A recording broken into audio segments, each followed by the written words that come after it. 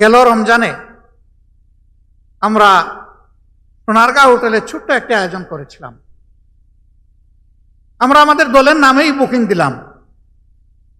কর্তৃপক্ষ আমাদেরকে অনুরোধ করলো, দেশের পরিবেশ পরিস্থিতির কারণে আপনাদের কাছে আমাদের একটু দুঃখ প্রকাশ করতে হচ্ছে। আমরা বললাম, কি সেই দুঃখ প্রকাশ? তারা বললেন, মেহরবানি করে আপনারা কোনো ব্যানার দিবেন না।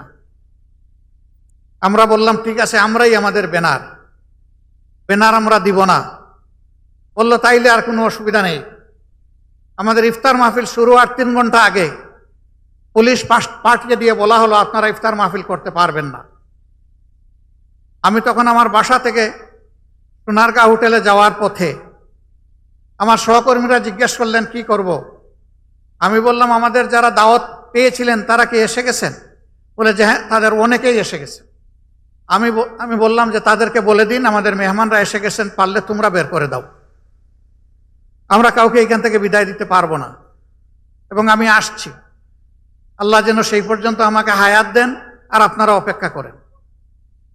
আমি যাওয়ার পরে জিজ্ঞেস করলাম, আমাদের অপরাধ কি? বলে যে স্যার, আপনাদের কোনো অপরাধের বয়ান আমরা দিতে পারবো না, আমরা প্রচন্ড চাপে আছি। আমি বললাম, সেই চাপটা কে দেয়? ওই যে উপর মহল থেকে। আমি বলি যে আমি কোনো উপর মহল মানি না, এটা আমার নাগরিক অধিকার। আমি কোনো অবৈধ পার্টি নয়, আমি কোনো নিষিদ্ধ পার্টি নয়, আমার এখানে অধিকার রয়েছে।